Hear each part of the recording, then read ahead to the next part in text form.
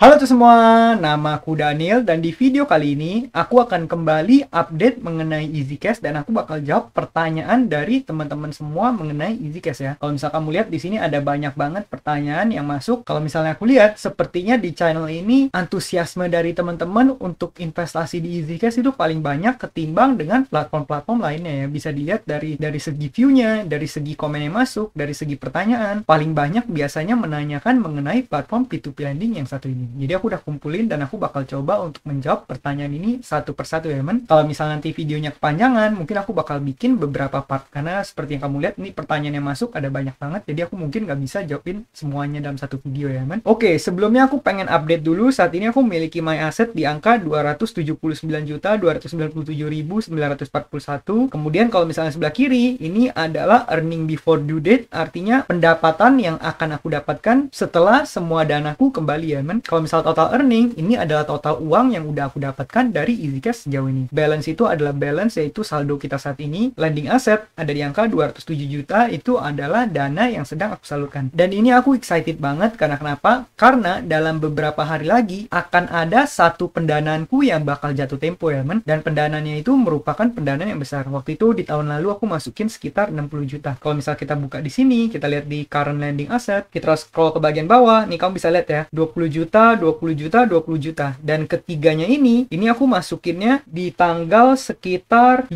Oktober 2021. Yang artinya itu udah 1 tahun yang lalu ya teman. Kemudian aku ambil periode 360 hari, di mana nanti tanggal 29 aku akan mendapatkan bunga sebanyak sekitar 26% dari total 60 juta yang aku masukkan 1 tahun lalu ya teman. Uangnya berapa? Mungkin aku bakal listin di sini. Angkanya yang pertama 5424 657. Nah, kalau misalnya yang kedua ada di angka 5168 767, dan yang ketiga ini kamu bisa lihat ya, semuanya payback time-nya di tanggal 29 September, yang artinya dalam beberapa hari lagi, sekitar 1 minggu dari sekarang, aku bakal terima bunga yang lumayan besar. Dan ini yang terakhir 20 juta 135.000, dimana aku bakal dapat bunga 5213386. Nah, nanti di tanggal 29 September aku bakal menerima bunga ini ya men. Totalnya berapa? Totalnya adalah kita tinggal masukin rumus sum. Nah, nanti aku bakal terima bunga sebesar 15.806.810 rupiah pada tanggal 29 September. Tapi itu belum dipotong pajak ya men. Nanti bakal dipotong pajak. Dan kalau misal kamu lihat kenapa bisa gede, karena di waktu itu aku masukin sekitar 60 juta, tapi aku pisah ke dalam 3 pendanaan ya, 20 juta, 20 juta, dan 20 juta 135.000. Dan kalau kamu lihat funding rate-nya nih, kamu bisa lihat bunganya di zaman dulu tuh tinggi banget ya, bisa sampai 26%. Jadi udah bunganya tinggi, aku masukin lumayan banyak, makanya nanti di 1 hari ini aku bakal dapat 15 juta ya men. Oke, jadi sekian aja update-nya. Kemudian sekarang aku bakal mulai menjawab pertanyaan dari teman-teman semua. Yang pertama dari Kak Subairi Bairi, ala EasyCash tidak profesional, saya pinjam angsurannya udah lunas, tidak dikasih pinjaman lagi. Saya tanya kesalahannya di mana, pura-pura linglung, tidak tahu alasannya. Memang sistemnya murahan. Nah, kalau misalnya seperti ini, menurut aku pribadi kendalanya bukan di kamu yang meminjam, tapi kendalanya emang ada di EasyCash-nya, di mana EasyCash kan mereka sebagai perantara antara kita yang mau menyalurkan dana dengan mereka yang ingin meminjam dana tersebut. Nah, jadi biasanya mereka itu pasti berusaha untuk menyesuaikan, dimana kalau misalnya dananya lagi kebanyakan, ya otomatis mungkin nanti untuk para investornya direm dulu. Misalnya bunganya diturunin supaya investor nggak masuk. Terus kalau misalnya nanti borrowernya ternyata lagi banyak, investornya lagi dikit, ada kemungkinan nanti dinaikin bunganya atau dikasih promo, dikasih event segala macam supaya orang masuk untuk mendanai, sehingga dananya cukup untuk bisa mendanai ke para borrower. Nah, jadi kalau misalnya seperti ini, menurut aku pribadi ini bukan kendala di kamunya yang meminjam terus ada kendala pembayaran, tapi emang dari pihak EasyCash-nya aja emang seperti itu, mereka berusaha untuk menyesuaikan antara peminjam dengan borrower. Jadi ini wajar banget terjadi ya. Tapi kalau misalnya aku boleh memberi saran, yang aku sarankan adalah biasanya di channel ini aku lebih menekankan kita sebagai seorang investor ketimbang kita sebagai seorang peminjam ya teman. Karena seperti yang kamu ketahui, kalau misalnya kita meminjam di platform seperti ini,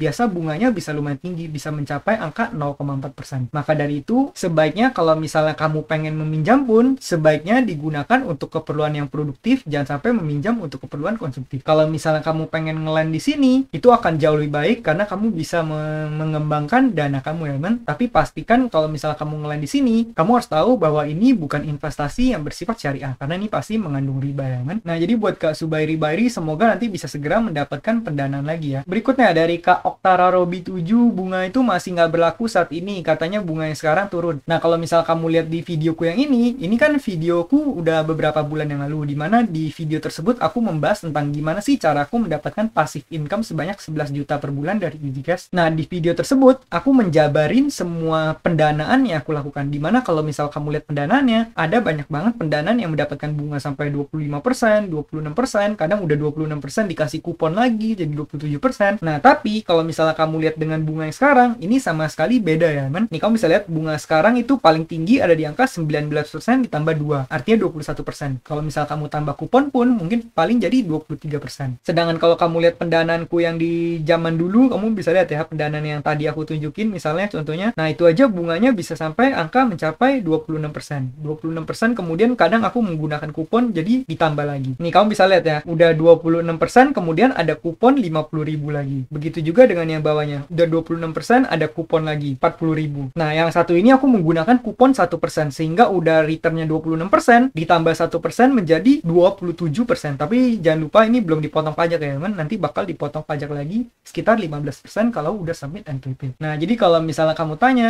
ini bunganya saat ini memang nggak setinggi di zaman dulu ya, dan ada kemungkinan nanti di masa depan ya pasti ada kemungkinan bakal diturunin juga. Kalau menurut aku masa-masa lalu di mana kita bisa mendapatkan bunga tinggi itu adalah lagi masa-masa keemasan, lagi masa-masa honeymoon. Tapi nanti kalau misalnya udah mulai normal, aku rasa bunganya bakal diturunin perlahan demi perlahan. Dan kita sebagai seorang lender retail, kita nggak bisa berbuat apa-apa, di mana ini semua ada di luar kontrol kita ya, men. Ini sepenuhnya kontrol dari pihak EasyCash. Jadi apa yang perlu kita lakukan? Kita hanya perlu fokus ke hal yang di dalam kontrol kita ya. Hal-hal yang seperti ini di luar kontrol kita nggak bisa berbuat apa-apa. Jadi kalau misal kamu oke dengan bunga 21% itu, kemudian ditambah kupon, ya kamu tetap boleh mendanai. Tapi kamu perlu ingat, ini merupakan investasi yang tinggi resiko. Jadi sebisa mungkin taruh portofolio kecil aja. Nah, ini juga sekaligus menjawab pertanyaan dari Kak Kelvin Gaming ya. Kalau misalnya gagal bayar gimana, Kak? Nah, kalau misalnya P2P lending konsumtif seperti ini, ataupun mungkin P2P lending lainnya, kalau misalnya platform tersebut terjadi gagal bayar, otomatis kita bakal kehilangan uang kita. Namun, setiap platform itu biasa memiliki antisipasi yang berbeda. Kalau misalnya platform EasyCash ini ada ditanggung 100% oleh asuransi ya, man. Dimana kalau misalnya nanti ada yang gagal bayar, mungkin asuransi akan menanggung 100% menggantikan semua dana kita. Tapi sejauh ini aku belum pernah mengalami gagal bayar, dan kalau misalnya aku ikut komunitas dan ngobrol dengan para investor lain juga masih belum ada yang mengalami gagal bayar. Karena selama ini untuk gagal bayar itu sebenarnya ada, cuman untuk para lender semuanya tetap berhasil mendapatkan dananya kembali 100%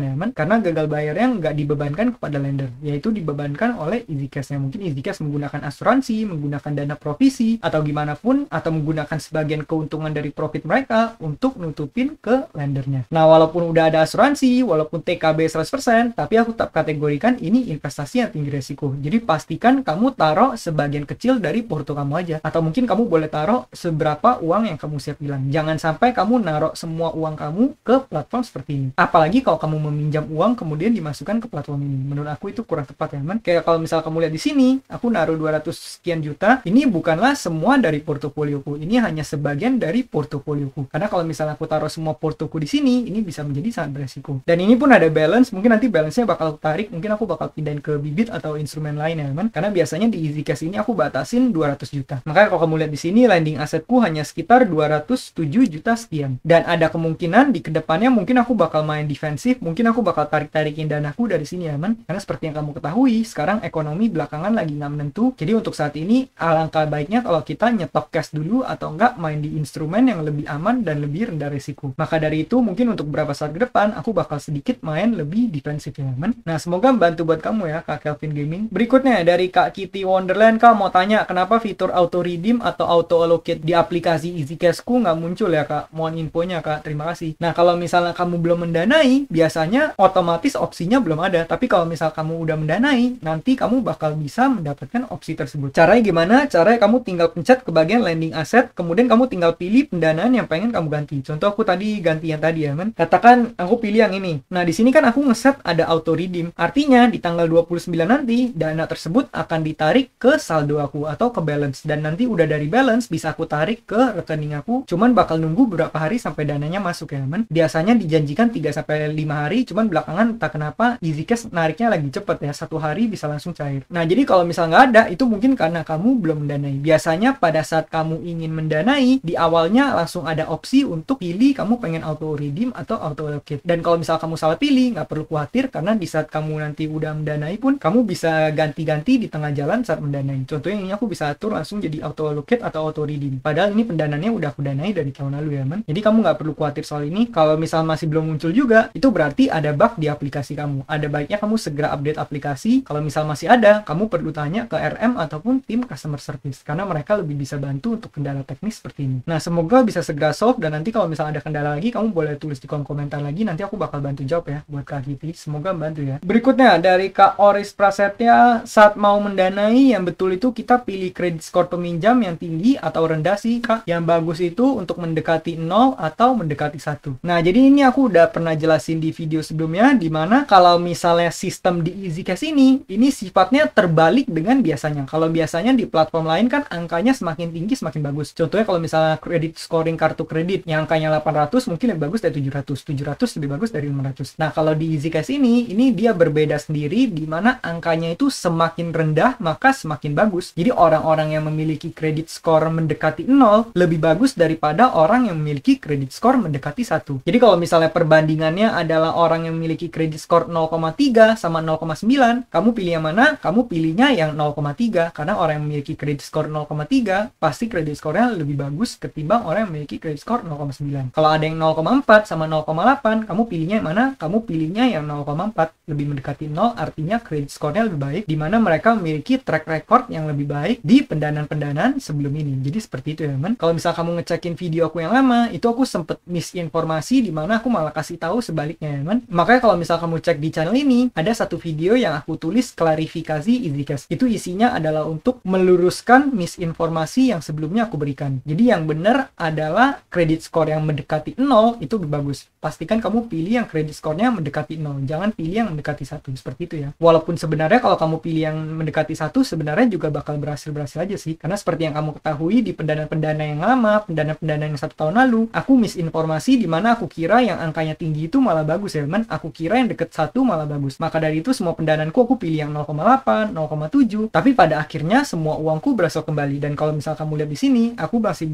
sama sekali belum pernah mengalami yang namanya gagal bayar, dan semua danaku masih berhasil kembali ya. Kalau misalnya kamu pengen make sure lagi, kamu boleh juga gabung dengan grup Telegramnya. Kamu boleh join grup Telegram, kemudian kamu langsung chat RM-nya, kamu tanya RM-nya, nanti RM-nya bakal menjelaskan dengan lebih saksama dan dengan lebih pasti ya, man. Karena aku pribadi bukan RM, aku pribadi hanya seorang investor dan lender biasa di EasyCash ini. Nah, mungkin sekian aja jawaban-jawabanku pada video kali ini. Nanti aku bakal jawabin lagi pertanyaan teman-teman semua di video berikutnya supaya videonya nggak kepanjangan ya, man. Masih ada banyak banget pertanyaan yang masuk, mungkin ini bakal jadi 2 atau 3 part. Nah, bagi kamu yang baru mendanai, kamu boleh juga menggunakan kode referral yang udah aku tulis di kolom deskripsi. Tujuannya supaya kamu mendapatkan bonus referral saat mulai berinvestasi. Sekian video dari aku, semoga video ini bermanfaat, dan akhir kata jangan lupa untuk selalu invest in yourself. Sampai jumpa di video berikutnya. Bye.